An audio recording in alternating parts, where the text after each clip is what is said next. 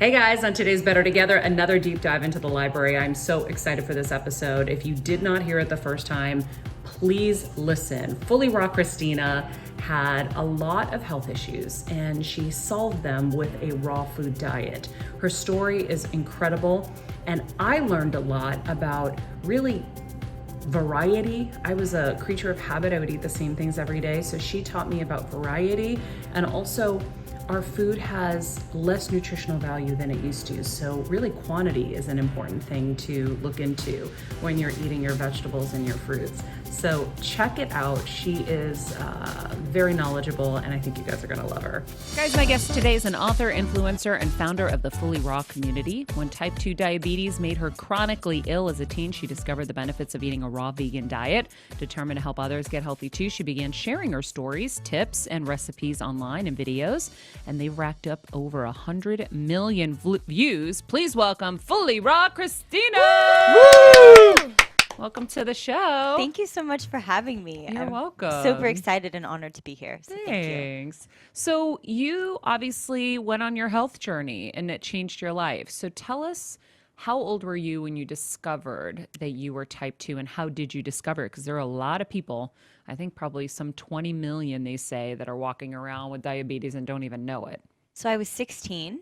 And for me, I just started noticing different things happening between like being like faint, having high and low blood sugar spells, getting blackout migraines, started losing a bunch of weight. Losing. See, sometimes they say with type 2 it's gaining, right? But I wasn't a binge eater. I didn't grow up eating fast food. My mom's from Lebanon, my dad's from Ecuador. So I grew up eating just a lot of ethnic food covered in oil. It was basically like meat and oil. And gosh. And were you thin? I was probably like close to what I am now. Yeah. But I think it's just I started dropping weight rapidly and I just didn't feel good. Like, that's the thing. It was such a drastic shift for me in how I was feeling like a normal human, then I wasn't feeling normal. And yeah, I mean, when you're that young, like, you still go to the pediatrician. Yeah. And you go and you get it checked out. And it was as easy as that for me. So it wasn't until I was 18 years old, though, that when I had actually found a solution. I was going in and out of hospitals at the time because I was really sick and I would, like wake up vomiting and get dehydrated and have to go into the hospital and get IVs and then have to come back out again. And it was this horrible cycle for me. And I remember getting out of the hospital one day and I bumped into a stranger at the grocery store and he just started telling me about juicing and raw food. And granted, this was in Texas 13 years ago. I'm 31 now. And I had tried everything else and I had listened to doctors and I just felt like at 18, when you feel like you've hit rock bottom, it's not really a great place to be. Yeah. So I gave it a try. I gave it a try and I ended up loving it. And I'm 31 now and I had no longer have diabetes or any type of health issues. So I was able to completely reverse it and it's changed my life. Wow. It's been a gift for me. Yeah. I think, you probably didn't have anybody in your life, I'm assuming, that had any experience with diabetes, right? None. Yeah. Well, both of my grandparents had battled with it. I think my grandmother still does battle with it, but I'm pretty sure it was diet related. And but other than that, no kids my age. Yeah. Nobody within my age range that I could relate to. Yeah. So it was probably a struggle early on to just have to stay away from sweets and things, right? I would say it was more of a struggle in trying to do something different that was against the status quo. Meaning me not eating my mother's Lebanese food was like a rejection of our culture. She didn't talk to me for about 4 years. Wait, what? Yeah. Was this when you went vegan, though? This is when I went raw vegan, yeah. Oh, okay, yeah. Yeah. But the funniest thing is that when I was sick, everybody seemed to think that it was normal. Everybody was like, oh, they wanted to help in some way, but they were comfortable with me being this way. They didn't want a solution. It was more so they just were there to support me. Mm-hmm. But then when I started trying to take my health into my own hands, that's when I felt like I wasn't getting support and nobody wanted to be there for me in that way because they didn't understand it. Well, it's funny. I remember when my mom got diagnosed with brain cancer and my family was like, what? You're going to take her to California? And I'm like, Kevin, am I crazy? Like, we have so much family back here. He goes, Maria, they're all just going to bring cookie baskets. What are they going to do?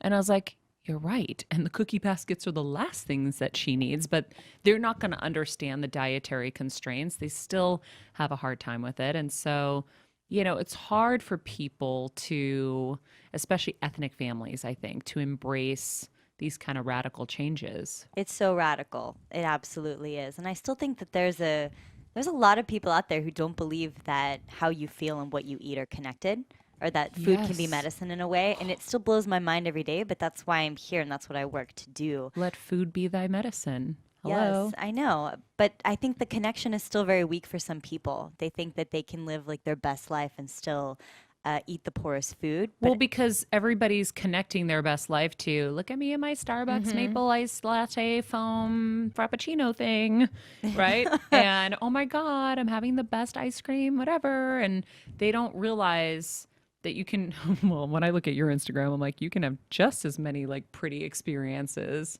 by eating healthy. if anything, I really feel that like the physical for me was just one aspect, but I truly believe that the reason why I ended up falling into this lifestyle was to learn what self-love looks like, to learn a little bit more about the ethical sides of veganism, and also just to be able to have a deeper spiritual connection, not just like with myself, but like with the earth and the foods that we're eating. It's been so powerful for me. How did that happen for you?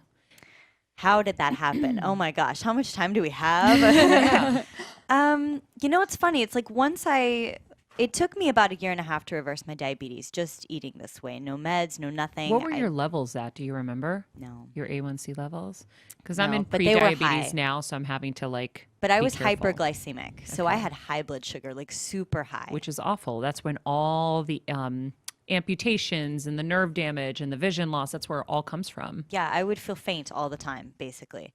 So I would say for me, once I got rid of my diabetes and I started exercising again and feeling what it was like to be like a normal youth, like Yeah. normal teen in her 19s, like, oh my gosh, I'm a normal human.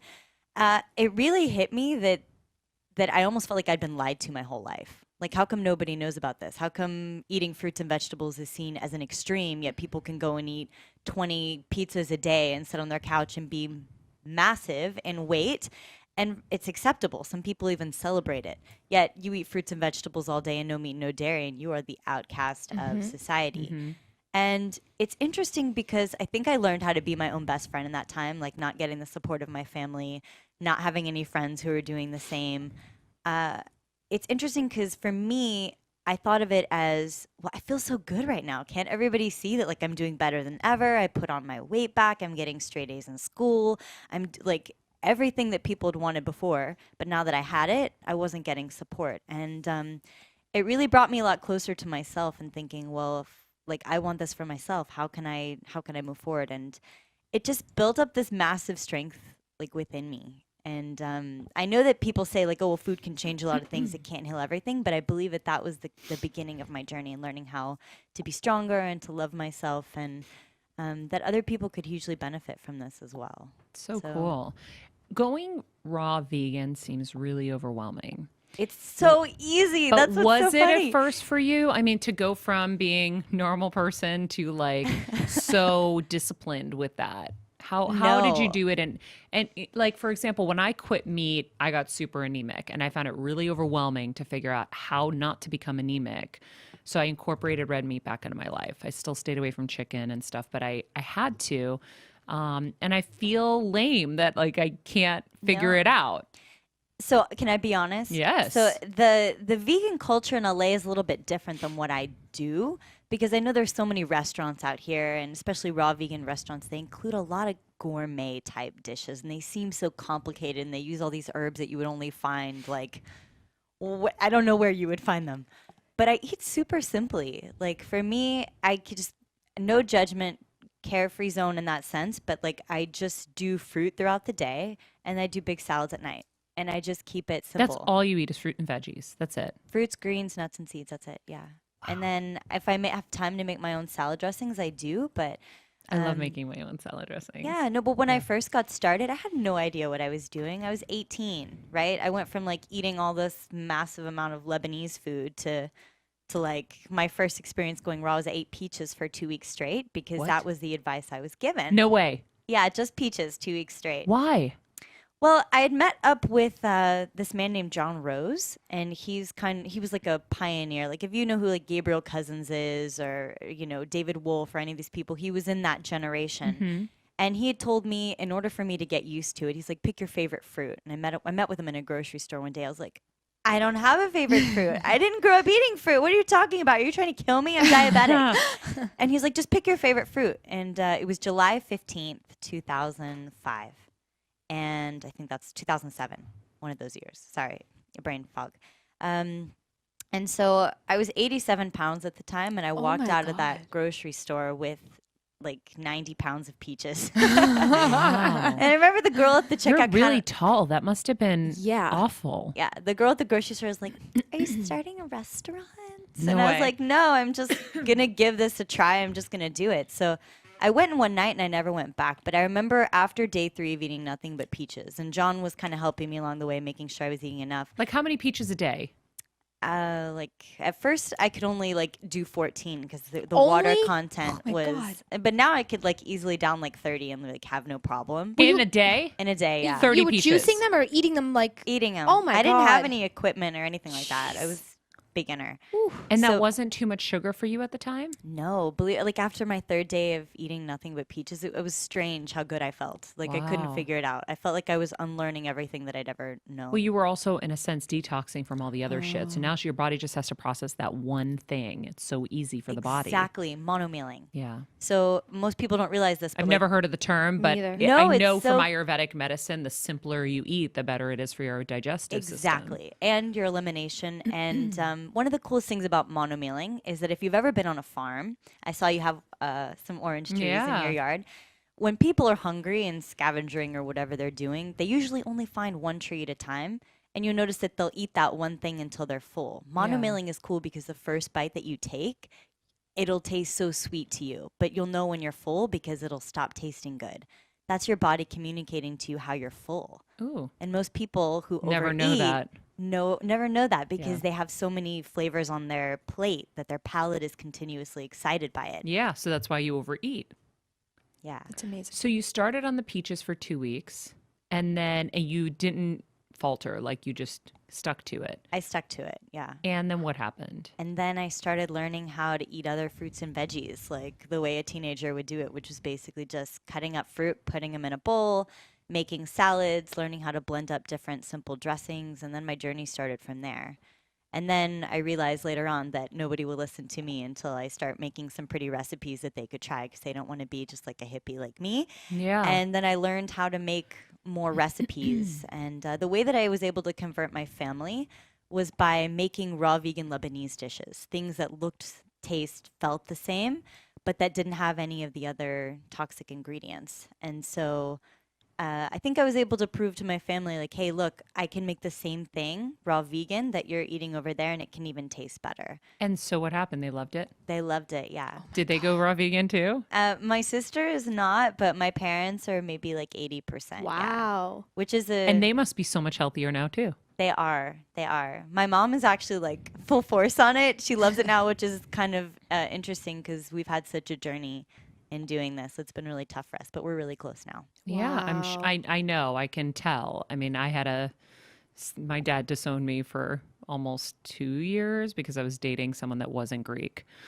Oh, we can talk about that later. I'm sure. So I understand how intense immigrant families can be. And I already felt it. I knew that there was probably a lot of strain, obviously, because when you're sick and you're not getting support, like it actually couldn't be worse. Yeah, and I think with ethnic families, it's I don't think people realize how close we are.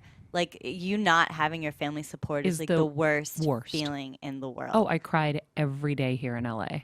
Every day. And my dad's type 1 diabetic, and he always has really low sugar attacks and goes into like low blood sugar comas. And I was like, what if he dies and we're not speaking? Yeah. And it was awful. Awful. It was the most brutal time of my life. But so I get it. I love the whole idea of mono-mealing. So now, do you still mono-meal on certain days? I do. Well, I mean, I travel so much. I mean, just within the past 3 weeks, I was in Denver, Costa Rica. I flew in from Poland last night. Now I'm here. Just doing your fully raw vegan Yeah, just Kristina stuff everywhere. Yeah, I've been talking, educating people about it. And what's kept me sane and adjusting with time zones has been monomailing. Yeah. Because it's so easy to find fruit everywhere. Like, people think, oh, it's so different. Like, I can't do it. It's hard. And I'm like, I can find apples, bananas, grocery stores everywhere with fruit. Like, you don't even need to make a recipe. And it must be so much easier to just say, okay, I'm just going to eat apples today. Like, life is easy now. You don't have to find restaurants, and then you don't have to be annoyed by the wait staff, and you don't have to, oh, it was shitty. I didn't like the Yeah. food, and I spent all this money. And it doesn't even need to be apples. I don't think people realize how much love variety apples, is that's why. out there, right? But I mean, there's watermelon, and there's figs, and there's jackfruit, and durian, Mangoes and grapes, and starfruit. Exactly. You know that But see, we've all been so taught that fruit is too high in sugar. So are there fruits that you stay away from? No. Really? And you'll eat an abundant amount. As much as I want. I don't count calories. I don't restrict myself. I am fully against any type of restriction-based diet. I believe in a freedom-based lifestyle. And you've tested your blood and all of that, and you're all good in all those areas. I think the proof is in the pudding. Yeah. I mean, and I wake up feeling so good. I'm able Cosby to... kept saying that, but it didn't work out for him. Oh, no. Well, yeah. Don't know about that. But yeah, I feel amazing, and I don't think I'd be able to do what I'm doing if I wasn't healthy. So let's talk protein and iron. How do you get enough protein in the day? And I've been recently studying this, and I keep hearing everybody say the same thing. People overstate how much protein they think they really need in a day, because it's become such a big moneymaker to add protein powders and things like that to your diet.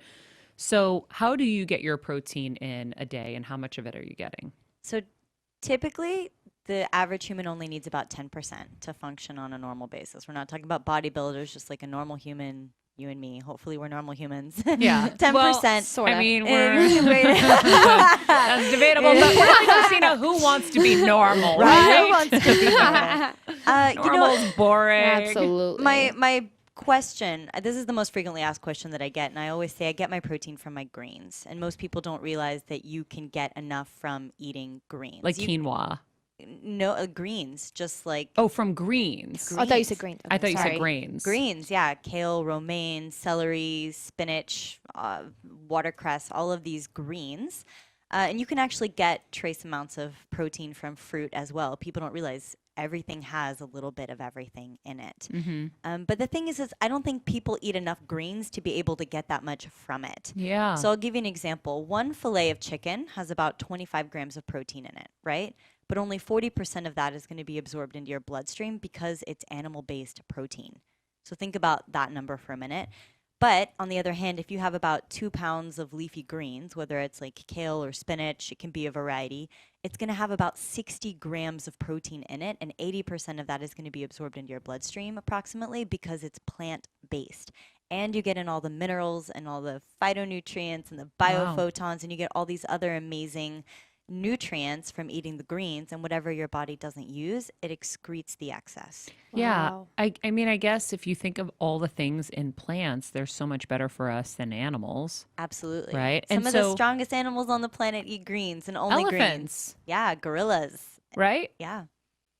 Interesting. Okay, what about iron? How do you make sure you get your iron? I mean, I guess if you're having a couple pounds of kale and spinach, you're getting your iron, right? Absolutely. You know, it's interesting because when you go to a restaurant, they only give you a few leaves of greens, right? Yeah. And you're like, how am I ever going to get anything from that? Everybody walks away not feeling hungry. Or they're it's not like the whitest romaine lettuce you've ever seen, and you're like, Right. really? Yes, Exactly. Exactly. That's it. We have a massive re-education that needs to happen for people. People need to be open to eating more, so that there's this restrictive mindset. But going back to iron, I've dealt with numerous people who take on this lifestyle who are anemic in the beginning, and they'll eat as many greens as they possibly can, which is amazing, but they'll still be deficient. So at the very beginning, you may need to supplement until you're back to balance. But then once you get there, and if you continue to live this way and eat a bunch of greens and do this, you should be able to stay pretty solid for a long period of time. So I'm anemic.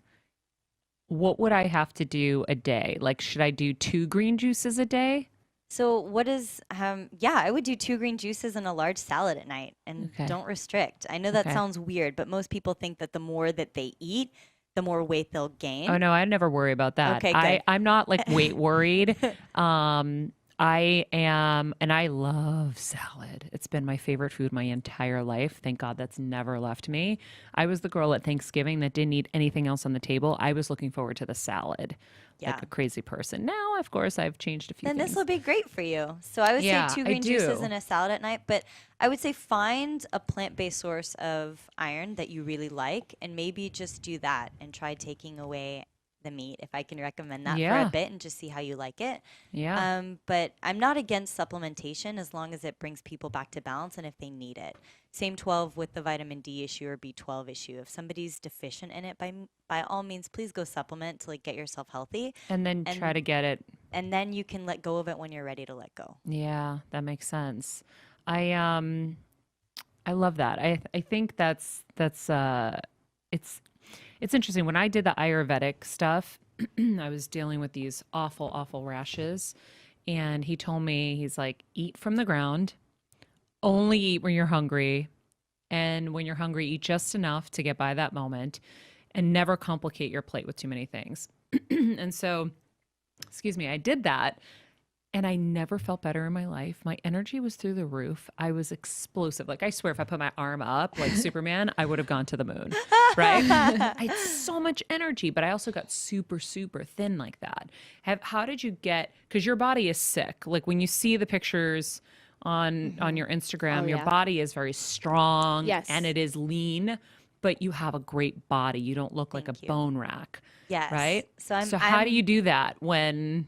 I eat enough. Like, so for me, That's it's like what it I is. love that, but I did a lot of self-exploration and training when I first got into this lifestyle because like in those days that I was eating peaches, Yeah. it was really hard for me to eat enough. And I remember I kept a scale so that I could figure out how much I was eating because I did feel tired in the beginning. And the number one mistake that people make when they first go vegan or fully raw is that they don't eat enough because cooked foods that have meat and animal-based products, like you can eat a hamburger this big and it can be 2,000 calories. It can be a small portion, it can have a lot of calories. But when you get into eating fruits and vegetables, this amount of a salad is only like 200 calories. Right. So I had to learn how to either eat fruits that had more calories in them or eat things that eat more. And so I know very much now like how many calories I'm eating per day and how to keep my weight up. And that's Yeah. the thing is I think that people have this idea that if you're going to go vegan or fully raw, you're going to feel depleted in some way. You won't be able to enjoy or eat enough. I eat so much and I love it and I don't ever apologize for it. But I love eating beautiful food and I love eating an abundance of it. It really is So an abundance mindset. What is it? What are you? And as we're wrapping up, you're doing grains like quinoas. No quinoas, No no quinoa? grains, no Oh, grain, Oh, I thought you said you are doing grains as well. No. So just greens. veggies. Well, so yeah, so basically fruits and veggies and nuts and seeds, basically. Wow, Nuts and seeds. Okay. I love Yeah. this. So a day of Wow. eating for me really quickly would look like fruit throughout the day and large salads at night. And I'll typically make my own salad dressings with anything. Like it can be with like a tahini, lemon, basil dressing or something like that. Something simple. Wow. When you say at night, sorry, is there a certain cutoff time for vegans? Like they say not to eat too late. Is there? I think you're asking the wrong person because I've been in 4 different time zones Got it. this time. But you know what? I think it's interesting because when you go raw vegan, you notice that your body knows how to handle things better than it would like if you were. Yeah, because it's not. fully charged on premium gas. Your body's like winning. I can do anything. Fully Raw Kristina, thank you so much for sharing your story and your knowledge. She developed an app that can help you live rawfully vegan, so you can get it at the Apple App Store. It's just called Fully Raw Kristina, right? And you can find her on Instagram at Fully Raw Kristina. That's Kristina with a K. Her book, The Fully Raw Diet, is available wherever books are sold. Thank you so much.